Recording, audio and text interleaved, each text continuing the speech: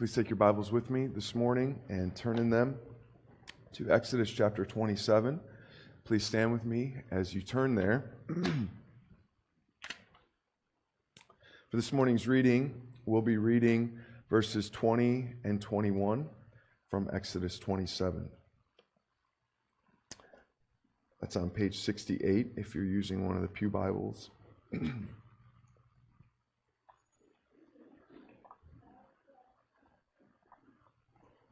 Please follow along with me as I read.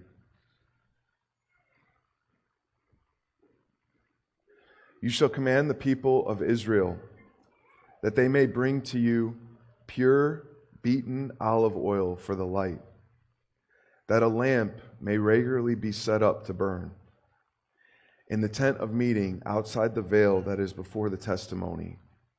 Aaron and his sons shall tend it from evening to morning before the Lord. It shall be a statute forever to be observed throughout their generations by the people of Israel. May the Lord add His blessing to the reading of His word. You may be seated.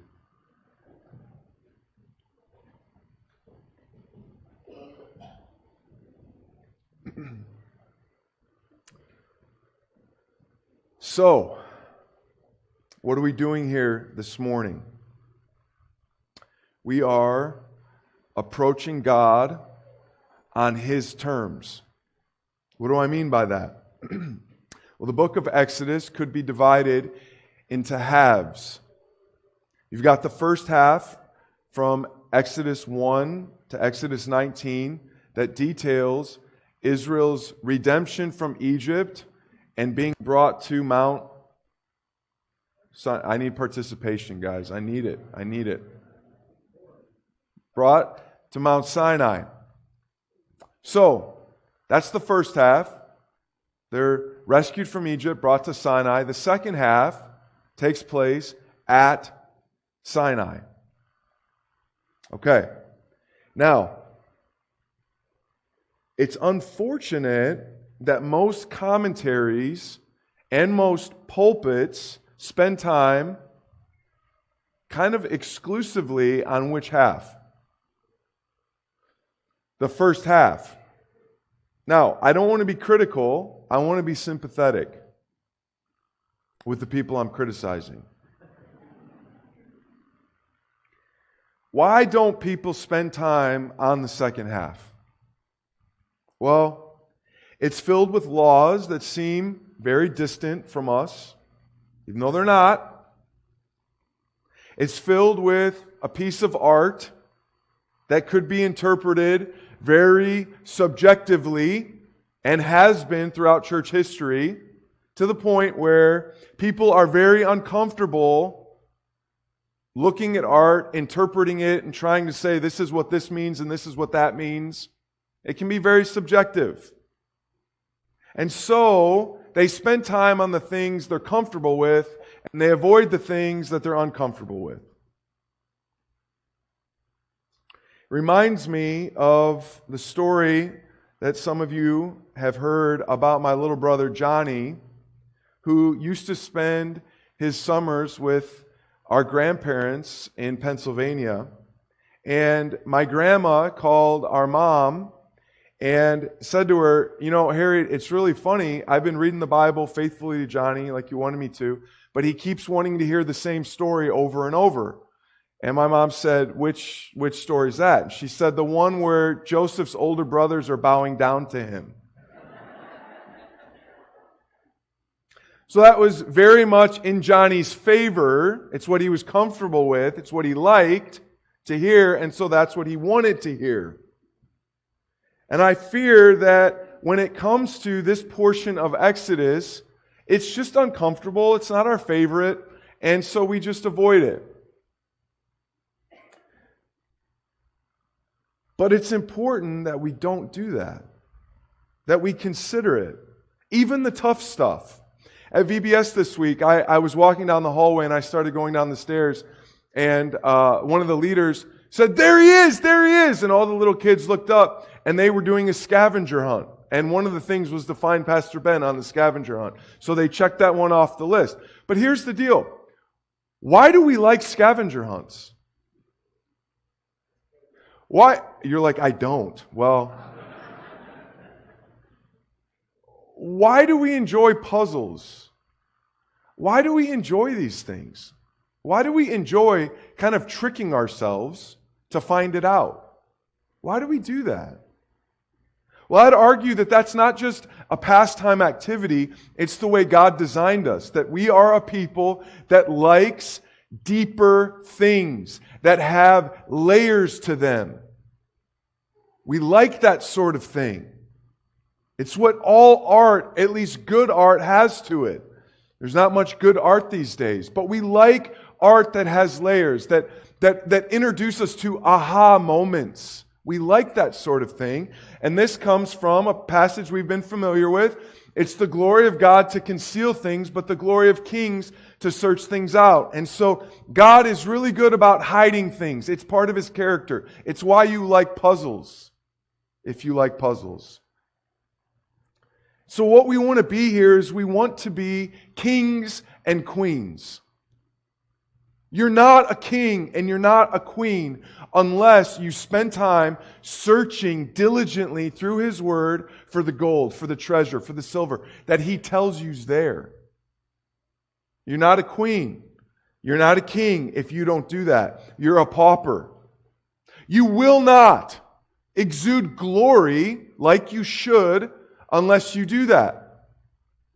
You're meant to do that. You're created to do that. And so, you might not agree with every one of my conclusions here this morning, or those that I've studied, but you need to have a conclusion. You're called to have a conclusion. And to be able to support that conclusion about what all this stuff means. If you don't do that, you're just an agnostic cynic. You're just an agnostic cynic. There's probably an answer out there, but I'll never find it, and so I just quit. No. It's the glory of a king to search these things out. So search them out. But there's something even worse than being an agnostic cynic. Are you ready? You could be worse. You could think that God made a mistake in putting it here. You could think that God didn't have all His stuff together, and so He just made a mistake. That would be worse. It'd be better to think there's probably an answer, but I'll never find it, so I quit, than just saying, God's crazy, He shouldn't have put this stuff here. So, I want to be a king. I want you to be a king and a queen. So we want to look at this text and we want to talk about it and say, what's it about? This is our outline in doing it. New creation lights, images, dust and stars, lights and us. Let's start with new creation lights. Now, let me just ask you a question. Where does this oil go?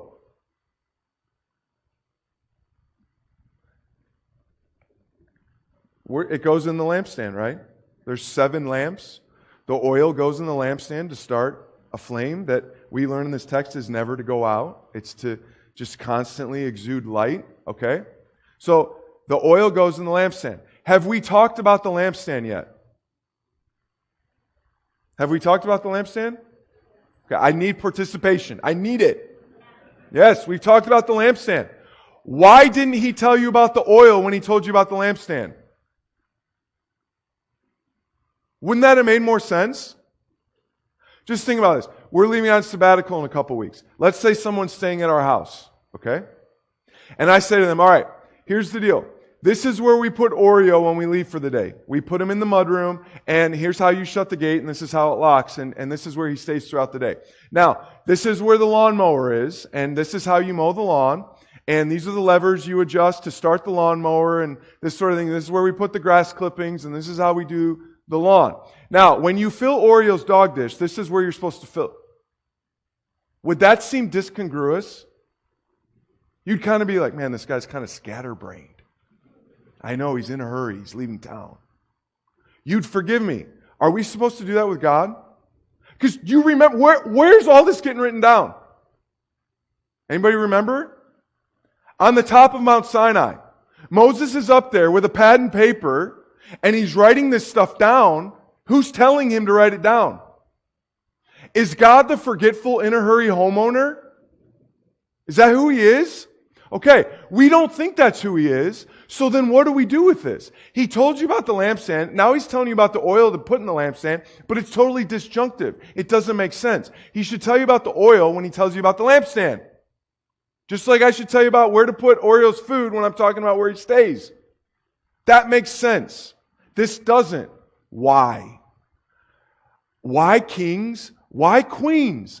This is the question that God wants. You're now sitting on your throne and you're saying, okay, as a king, as a diligent king and a diligent queen, I want to know why God did it this way. And I am going to propose to you an answer. You can disagree with me, but you better have one. All right. Here is my proposal. What He's doing in the tabernacle, God's tent, is He's building a new creation, just like in Genesis 1. Okay? In Genesis 1, the Bible starts out, in the beginning, God created the heavens and the earth. And then He starts telling you about the heavens or the earth. And the earth was formless and void, and darkness was over the surface of the deep. So, He tells you about heavens, then he tells you about earth, and then He starts talking about earth. Because the heavens He's talking about are not just the skies, they're heaven where God and the angels are. Okay? So now He's saying, this is the earth, it's got problems, or it's got things that need fixed. Heaven doesn't. But what we're doing is we're having earth mirror heaven. So now heaven's going to start coming down to earth. So when He starts creating, He works from the bottom to the top or the top to the bottom? The top to the bottom. Why? Because heaven's coming down. Okay? So He starts with the light. He starts with the light. Where is the light? The light is on day 1 of creation. Where do we see day 1 of creation in the tabernacle? The Ark of the Covenant, the atonement cover, the table, and the lampstand. What do all those have to do with? They're all wrapped or made of pure gold. Not just gold, pure gold. It's a special word in the Hebrew. Pure gold. What's gold? Gold is material what? Light. Material light is what gold is, okay? So, day 1, in the tabernacle, Ark of Covenant, atonement cover, table, lampstand, it's light. It's the light from creation of day 1. Day 2 of creation is sky. Where does that show up in the tabernacle? The tent covering, it's the firmament, it's the sky, and the curtains, which are deep blue, like the sky. It's the upstairs sort of stuff. Okay? Day 3, dry land gets separated from water. This is where He talks about the altar and the courtyard, which have to do with the land. And we talked about how the curtain around the courtyard has bronze base to them, which is like the earth, and then it goes up to silver. So now you're up in the sky. Then the tabernacle starts with silver base and goes to gold. So you're moving up. As you go deeper and deeper into the tabernacle, you're ascending into the sky, or Mount Sinai, or the heavens. You're going up, you're going up, you're going up. So this is the idea. So this is day 3. Now, what happens in the creation narrative of Genesis 1 after God makes it to the earth? Day 1 is light, that's up there. Day 2 is firmament. Day 3 is land. Then what does He do in day 4? He goes what? Back up, right? He goes back up to the sky. And now he took care of the form problem. Now days 4 through 6 are the filling. He's taking care of the filling problem. So He fills up the light. How does He fill up the light in the sky? With what? The sun, the moon, and the stars. The luminaries. Okay? Now, this is exactly what He's doing with the tabernacle. Now He's back up. The luminaries equal oil. What is oil? Just like gold is material light, oil is liquid light. Liquid light. Whether you put it on somebody's head or you burn it, it lights up. It exudes light. Okay? So, the lampstand oil matches the luminaries of creation. Now, you can say, what is all the point of this stuff? Well, let me get to the point of it. And just in case you're wondering, is he off his rocker in doing this? I want you just to see, this is just a picture, just so you can visually envision it. But I want you to see from Genesis 1, this is in the creation narrative, I want you to see the repeated use of a very strange word for lights, for the sun and the moon, okay? Me'orah. So, and God said, let there be Me'orah in the expanse of the heavens to separate the day from the night. And let them be for signs and for seasons and for days and years. And let them be light, Me'orah, in the expanse of the heavens to give light upon the earth. And it was so. And God made two great Me'orah, the greater Me'orah to rule the day and the lesser Me'orah to rule the night and the stars. Okay, now, the word Me'orah is used 5 times in this passage, okay? It's used 10 other times in the rest of the Pentateuch, which is the first 5 books of the Bible, otherwise known as the Torah, okay? It's used 10 other times. Do you know where the 10 other times it's used in the Torah and what it has to do with? Every single time of the 10 other times have to do with the lampstand. Okay. So the lampstand is like the sun and the moon. It's this light, okay? This light that God made. But why is this so important? Well, it's so important because it has to do with this word right there. Seasons. Seasons. That's a poor translation. Do you know what it's supposed to be? Feasts. Festivals. Okay? Here's the big picture, okay? God gave us the sun and the moon to tell us when to worship. That's the whole point. From the beginning, the sun and the moon has to do with fellowship, with worship. That's what it has to do with. And the lampstand has to do with the same thing. In the original creation and in the new, God's light facilitates fellowship with Him.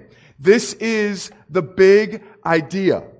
Okay, now, what do I mean by this? Well, what it means is that when you think of the sun, you think of it in scientific terms. UV rays and things like that, or the gases that are burning and this sort of stuff. You don't tend to think of it, because we're in such a scientific world, which is fine. Science and the Bible don't conflict. But worship comes before science. The sun was given to us to show us the significance of God. This is why when the tabernacle is set up, it's supposed to face east, so that the sun rises at the entrance of the tent.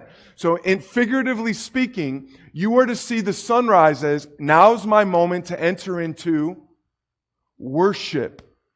And then the sun sets in the Holy of Holies, and you're to think, now the sun's setting, I am to be thinking about worship. So that you're to be meditating on God day and night. That's the conceptual framework that the Bible's written in. You're supposed to think about the sun, not first scientifically. You're supposed to think about it as far as worship.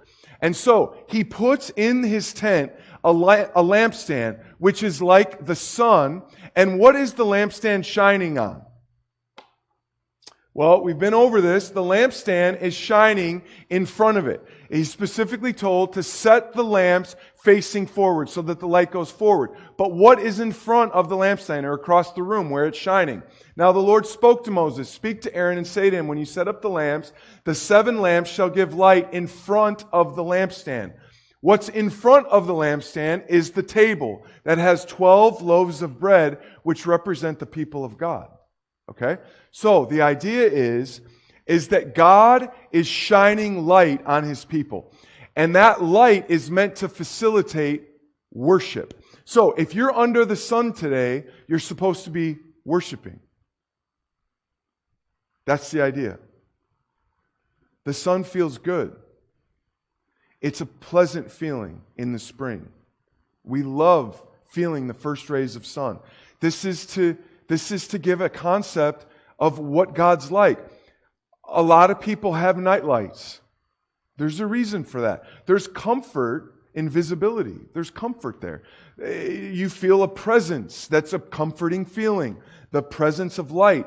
This is to be illustrative of God's presence on us. The worst part for Israel is when the lamp is gone. The glory is gone. That's why when the Ark of the Covenant is captured, Eli falls off the fence post and breaks his neck, and his daughter-in-law goes into labor, and she has a son, and she names him Ichabod. The glory is gone. It's the worst imaginable thing for the glory of God when you want to be gone. When you see Saul, and he calls out to God, and God stops answering him. What's Saul in? He's in an earthen hell. God's not talking to him anymore. He's not answering him. He has to go to a medium to get an answer. It's the worst imaginable thing when you leave God's light, or when God's light leaves you. It's the worst imaginable concept when God leaves you. Don't ever mess with it. This is the idea that God is shining His light on His people, just like the sun shines its light on us. And you shall set up the bread, and the word for presence is face, on the table before me regularly. So the light shining on the table is like God's luminescent face shining on us. This is the idea. It's a beautiful image that we're to keep. It's to foster joy. This is how God blesses His people. The Lord spoke to Moses, saying, "Speak to Aaron and his sons, saying, Thus you shall bless the people of Israel. You shall say to them, The Lord bless you and keep you. The Lord make His face to shine upon you and be gracious to you. The Lord lift up His countenance upon you and give you peace. So shall they put my name upon the people of Israel, and I will bless them." This is the idea that sin brings about a downcast face, that you're not experiencing the light of God.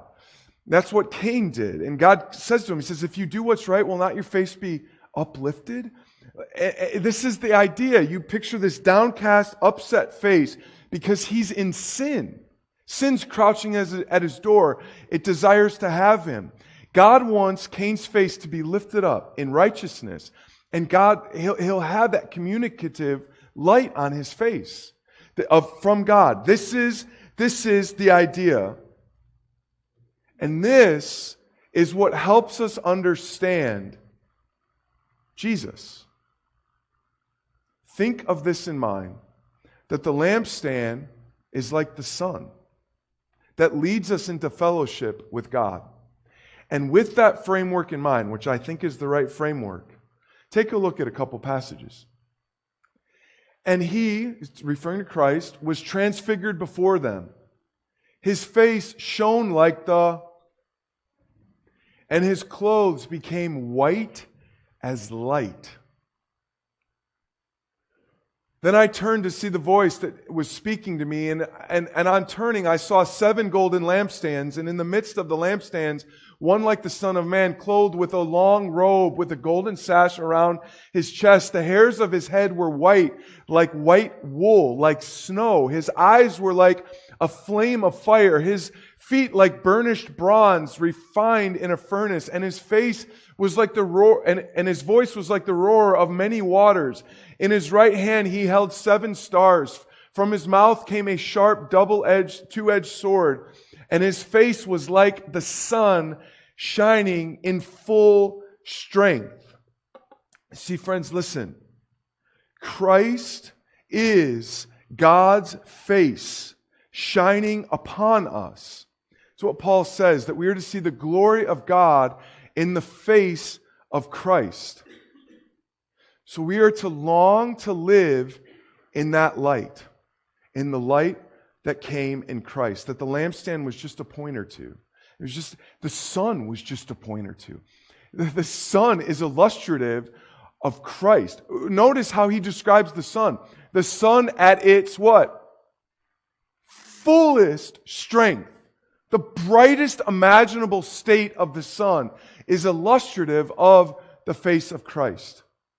And what this is meant to communicate is that you and I are to not want to wander away from that light at all, but to bask in the glory of the sun. This is the idea. This is what's taking place with Israel and with us. That the sun orients our lives. Does it not? I mean, You plan your day according to the time that the sun is up, primarily. That's how we do it. And we live in the state of electricity, and so we're a little bit more free. But if you didn't have electricity, you can imagine you plan your day according to the hours of the sun. This is what you do. You'd go to bed way earlier. You'd wake up with the sunrise so you could get full use of your day. That's what you do. And the night is a scary time. It's a time where you're uncertain and it's wearying. It's not you want to be asleep during the night. You don't want to be out doing your business during the night. This is the concept. This is what God wants for us. The psalmist meditating on this says, "For with you is the fountain of life." And what's life equated with but light? In your light, do we see light? So the first question we need to ask is are our lives oriented around the light of God? Is your day oriented around the light of God? Is your week? Is your calendar? Is it your primary orienting feature? That this, our time of worship, our time in God's Word, is more important. It's my watch. It's my day planner. It is the most crucial feature of my life. The decisions I make have to do with staying in the light and not leaving the light. Even though there might be light out there that's tempting, and we know there is, because what does Paul call Satan? He masquerades as an angel of light. So listen, there's going to be lots of decisions in your day that seem exceptionally appealing. That if I stand over here, it will be good. But man, that is Satan masquerading as an angel of light. Don't go there. If it's contrary to this light, which is like a lamp to our feet and a light to our path, don't go there. In His light, we see light. In other words, when we live in the sphere of His light, we know what decisions are light decisions and which decisions are dark decisions. We have a better inclination of what to chase and what to avoid. The next wilderness trip, I'm so excited and I'm so ashamed that it didn't come to me sooner. We're going to be reading Pilgrim's Progress. I waited specifically for a hike trip to do it instead of a water trip. And I can't believe it's taking me like 10 trips to get there. It's like, what's wrong with you? But we're so excited. I'm so excited, at least. I don't know about the guys yet, but to read Pilgrim's Progress. But in Pilgrim's Progress, you see Christian make so many foolish decisions. And it's illustrative of us. That we wander into places that we think are good, but they lead to total disaster. So, this is the first question. Are our lives oriented around the light? And man, does God keep us from entering into darkness. And frequently, one of the ways He keeps us is, of course, by the Spirit, but also by the community of Christ, right? This is what we're to do for each other. When we see someone going into darkness, we are to reach out to them and minister to them as God enables us. This is what you're supposed to do for me, and it's what I'm supposed to do for you. This is the idea, so we could all stay in the light. It's very important. But when we're in the light, what we have to ask ourselves is, first, are we in the light? And then second, are we being lights? Do you see how that works? When you're in the light, you become light, right? The loaves of bread in the dark would be dark. But when there's light on them, they sort of glisten in the light, right? So light begets light. That's how it works. This is the concept. And it's very, very specific to us, and we'll talk about how. The first thing I want to point out is how did how did they get this oil for the tabernacle? How did they get it? They gathered it, right? From who? Well, we'll get to the olives. What does this text say? Speak to the what? To the people of Israel, that they take from me a contribution. From every man whose heart moves him, he shall receive the contribution from me. And this is the contribution that you shall receive from them, oil for the lamp. So who did the oil come from? It came from the people, right? So what you have is you have an association with people and the oil, okay? And then who tends the lamps? The priests. So there's an association between the priests and the lamps, the people and the lamps, the people and the oil. This is what's happening. And Daniel read from Psalm 18, great passage where he refers to himself as a lamp that needs lit by God. We see also in Isaiah 42:3, a bruised reed he will not break, a faintly burning wick he will not quench. Is Isaiah talking about the wick of a lamp here? Who's he talking? What's he talking about? He's talking about wicks or people. People. Hasn't this verse comforted you at a point in your life? Haven't you felt like a faintly burning wick? Just exhausted under the weight of life? So, we are the lamp. We are the wicks. We are the light. So, the people bringing the oil, they are the oil. The priest tending to the lamp, they are supposed to be the lamp. That there's an association being made there that we are the lights. We are the lights. As we live in the light, we become light. I'll never forget a conference that Pastor Alex and I and Becky and Carly were at, and it was during a Q&A session, and it actually wasn't a Q&A session, it was a discussion panel, and the girls had went back to the hotel, and Alex and I are there, as far as I remember, and we're sitting there, and they're discussing a big theological question. And here's the question. Is the Old Testament a come and see evangelism religion or a go and tell? And is the New Testament a come and see religion or a go and tell? How many of you, all right, we're putting your money where your mouth is. You ready? Now, a lot of you are going to be cowards. I can already anticipate it. And you're not going to raise your hand. Now, but I want you to be brave, okay? Be brave. Here we go. The Old Testament evangelism. Was it a go and tell religion or a come and see religion? Who thinks it was a come and see religion? Who thinks it was a go and tell religion? Okay? The New Testament. Was it a come and see religion, evangelism, or a go and tell? How many of you think it was a come and see? How many of you think it was a go and tell? Okay. Unless you raised your hand for both, you're wrong. Okay, that's not fair.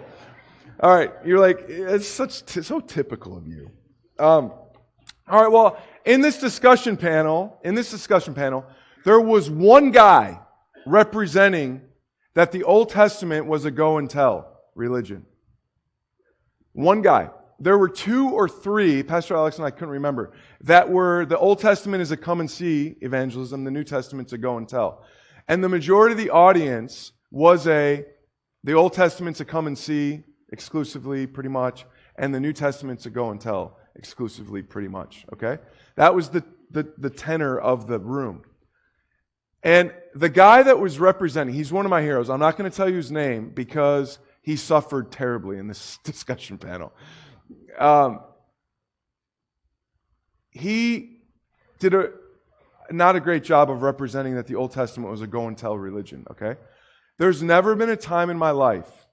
I'm not a jump up and be crazy sort of person. I was about to stand on my chair and start screaming. I'm not even joking. You can ask Pastor Alex. I was this close. It was to the point where I got to do something. I have to do something right now. To the point where I went and talked to the guy that represented the other view, and it was an awesome conversation. I'll tell you about that another time. But the Old Testament is a go and tell religion. If you've missed that, you've misread the Old Testament. Okay? It is through and through a go and tell religion. All right? Now, we don't have time to get crazy deep into it, but let me just start very simply and demonstrate that it's a go and tell religion. Then God said, this is the very beginning of the Bible, let us make man in our image, after our likeness, and let him have dominion over the fish of the sea, the birds of the heavens, and over the livestock, and over all the earth and every creeping thing that creeps on the earth. Who has formerly had dominion over the earth? Who just made it all? God. So man having dominion over the earth is man being like God. He's being His image, okay? Don't disconnect the two. So God created man in His own image. In the image of God He created him. Male and female He created them. And God blessed them. And God said to them, be fruitful and multiply and fill the earth. All right. Fruitful and multiply. What does that have to do with? Is that strictly procreation? Is that what that's about? Or is that about missions? What did God just make? His image. And then what does He tell His image to do? Multiply. This is what Greg Beale will call the first Great Commission. It is. God is saying, fill the earth with my image. That's missions through procreation. That's what it is. Now, through procreation, the world became so sinful it had to get flooded. So it worked in inverse fashion. And now we go and we make disciples of all nations, which is the Great Commission, because this didn't happen. But this was the first thing that was supposed to happen. That's the idea. Okay? Look at Psalm 67, and you tell me what the psalmist is thinking about. May God be gracious to us and bless us and make His face to shine upon us. What's he thinking about? God's tent with the lampstand, with God's face shining on the bread, right? Okay? What happens when God's face shines on us? Look at what he says. That your way may be known on earth, your saving power among all nations. Let the peoples praise you, O God. Let all the peoples praise you. Let the nations be glad and sing for joy. For you judge the peoples with equity and guide the nations upon the earth. Selah. Let the peoples praise you, O God. Let all the peoples praise you. The Old Testament says, when God's light shines on you, you become a light for the nations. That's what happens. Your face becomes luminescent, and just like Moses' did when he came down from Sinai. And you shine light. You're a candle to the nations. The Old Testament is a go and tell religion. And if I needed to add a little bit more proof to that, what does Jesus say to the Pharisees? He says, you travel to the ends of the earth to make disciples, and you make them twice the sons of hell as you are. What were the Pharisees doing? They were doing global missions. It just so happened they had it wrong. So, right there, that proves those guys wrong. Right? Why were the Pharisees going to the ends of the earth? They were doing missions. They just so happened to have it wrong. Okay? All right. So, this is the idea that light shines in the darkness, and the darkness has not overcome it. This is the function of the light, to go into the darkness. That's the idea.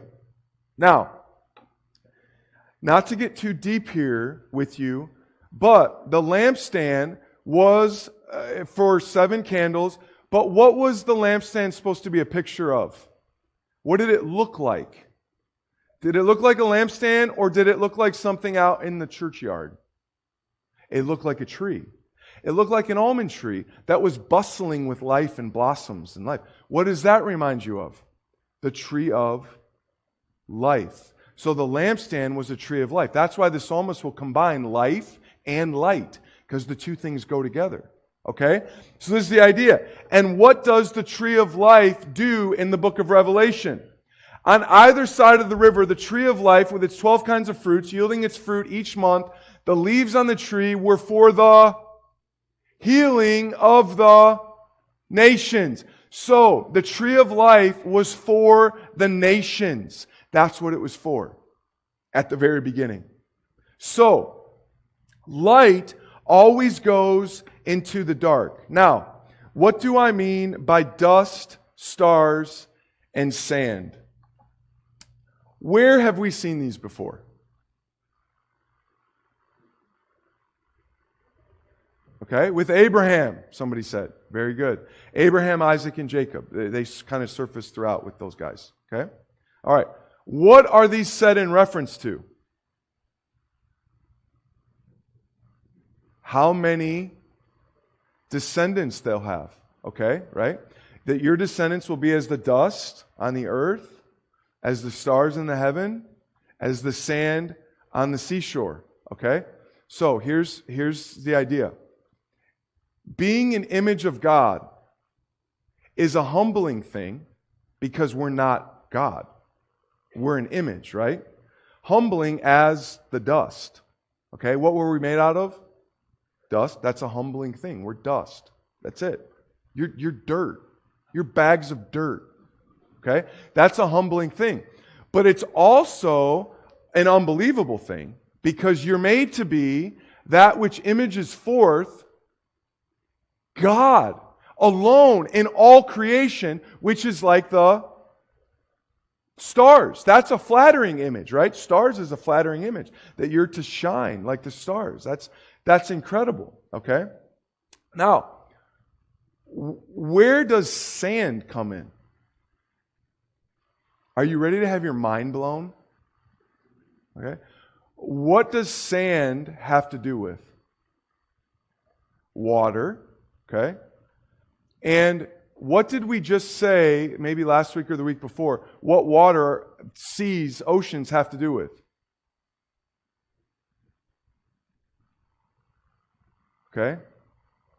The Gentiles. The Gentiles. They're the ocean. The four beasts come out of the ocean, the seas. The sea's a scary thing. The waves are always crashing the shore, trying to pull some of the land into them. That's what the oceans do? Okay, so this is what God's saying to Abram, Isaac, and Jacob. You are going to be like the dust, okay?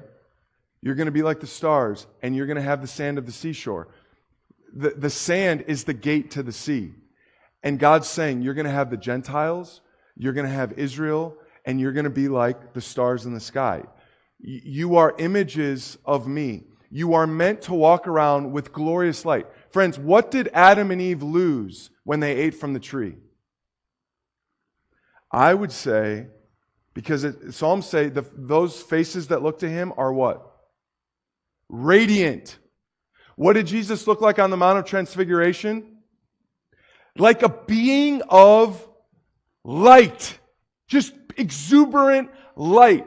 So what did Adam and Eve, when they noticed their nakedness, what did they lose? What did they have before? I would say that Adam and Eve they were like Jesus on the Mount of Transfiguration.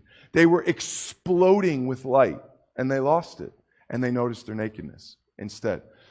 And this is an image of what we are to be in the world.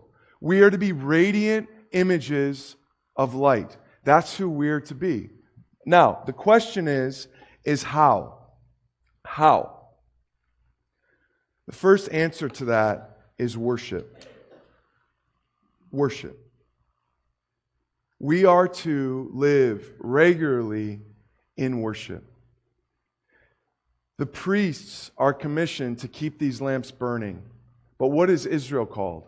A kingdom of priests that facilitate worship. Friends, you are to live, young and older alike, are to live in a state of worship. Everywhere we go, everything we do, we are to be worshipers. If our country is not worshiping God, whose fault is it? Who are the facilitators of worship? Who are the priests? We are. Listen, this is not original with me. Look at how Peter talks. It is time for judgment to begin at the household of God. And if it begins with us, and then he goes on to talk about the world. Why? Because whose fault is it that the world's in the shape it's in? It's ours. It's ours. It's our problem. It's our fault. This is the idea. Now, how does light make it to the world through His light bearers, you and I? How does it do that? Through transformative worship. Listen, it's not just enough to come to church. We need to leave here and be the church, right? So it's not, coming to church doesn't do anything but make you the church. Then you leave and you are to be the church. Well, what does the church look like? Here's a passage that tells you what it doesn't look like. Do all things without... When's the last time you grumbled? No, seriously. Right? Man, we are experts at grumbling. And you know whose face you look like when you grumble? Cain's. Why is your face downcast? Look at what Paul goes on to say. Do all things without grumbling or disputing, that you may be blameless and innocent, children of God without blemish, in the midst of a crooked and twisted generation, among whom you shine as lights in the world. Did you notice how much attention was given to how they were to press the olives? Did you notice that? He gave a lot of attention to it. That you're not to crush them, you're to beat them. You're to press them. What did that mean? Well, you weren't supposed to put them and grind them. Okay? What would that do? Well, that would take the pit that's in the olive, it would take the casing of the olive, and it would mesh all that. Well, then you'd put that to burn it, and it would create smoke, is what it would do. And the light wouldn't be as bright, because it's got impurities in it. So instead what they were to do, God's very specific about this, you're supposed to press it. Well, what that looked like is guys would take stones and put them on top of an olive. And it would slowly push the olive down and cause the olive oil to ooze. But it wouldn't mix the skin in with it, and it wouldn't crush the pit. So it was totally clear olive oil, which wouldn't release any smoke, and it would burn the clearest and the brightest. And it's hard for me not to think of that when I look at this. That when you and I grumble, it's like the skin getting crushed and the pit getting crushed, and you give off a flame, but it's a flame that's cloudy. It's impure. It's not clear. And it's not as bright as it could be, because it's clouded by grumbling. Grumbling. So whenever you grumble, know that your light is dimming. Okay? So, the church is not to be a church of grumblers. Instead, what does Philippians 4:8 say? Whatever is pure, whatever is admirable, whatever is praiseworthy, whatever is lovely, think on these things. Isn't it wonderful to be around a person that just doesn't complain? Isn't that great? Isn't that a great thing? Or even redirects the conversation into something that's praiseworthy and says, let's not talk about that. Let's talk about what good happened today. Right? Man, won't your face be uplifted if you make that a discipline? And me? Okay, so transformative worship. It's not just enough to come here and then complain for how long he preached. You just wasted it. And kind of make that personal. Self-beneficiary. Okay. All right. 3, reclining. Reclining. What does reclining have to do with being the light?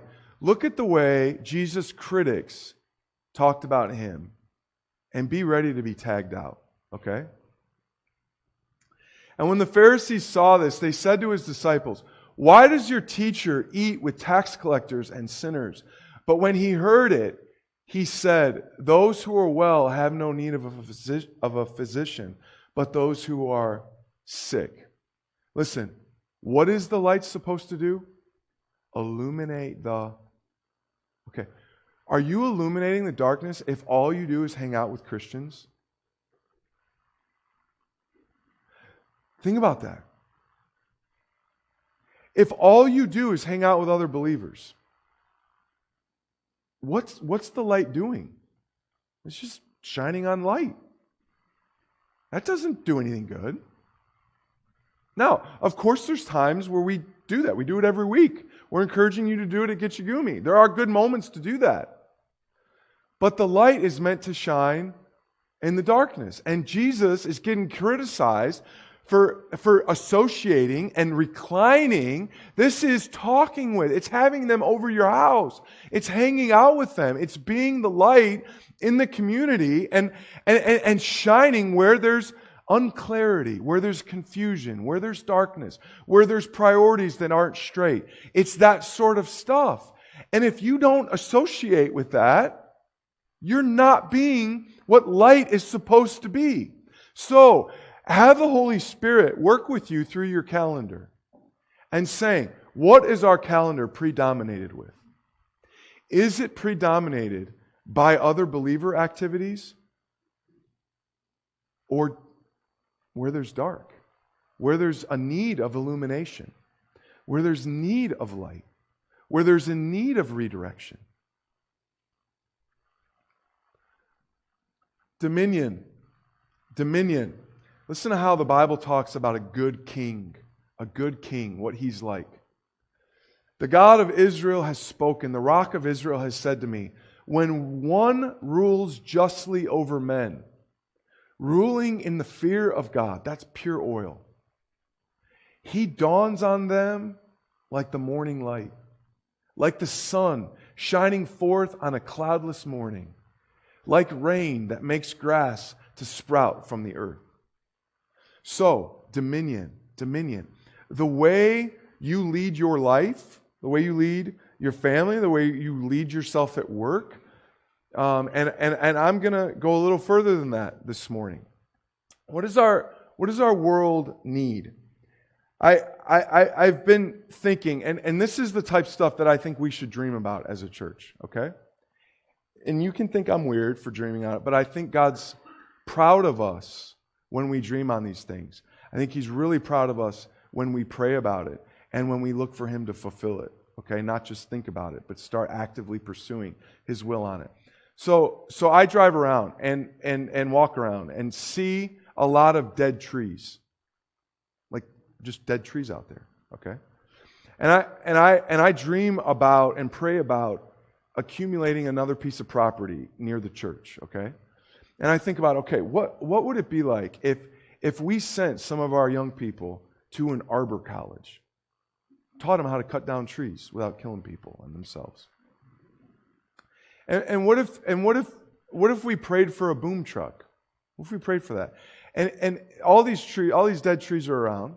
Nobody cuts them down because it's $2,500 to cut down, or whatever, $3,000, $5,000, whatever, to cut down the dead tree. So nobody can afford it.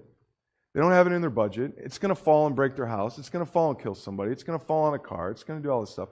So what if we did this? And what if we went to these people's houses and say, hey, we have a ministry. It's a nonprofit. We'd like to cut down your tree for you. And then we'd like to take that wood and we'd like to chop it into firewood. And we'd like to give it to people. We'd like to do that. And we'd like to do it for a lower cost or no cost at all. Or what if we took that wood and we trained some people that need rehab to build that stuff into something productive that could be sold? Like, what if that could happen? I don't know.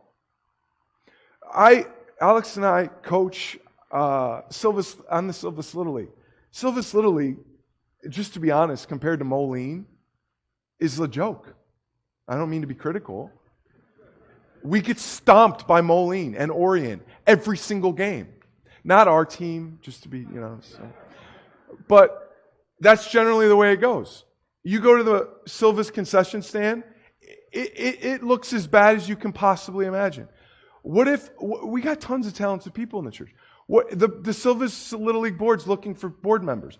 What if we said, hey, we're gonna try to do something here and serve the community with dominion, with organization, and help them. And we're gonna wear FBC shirts all the time.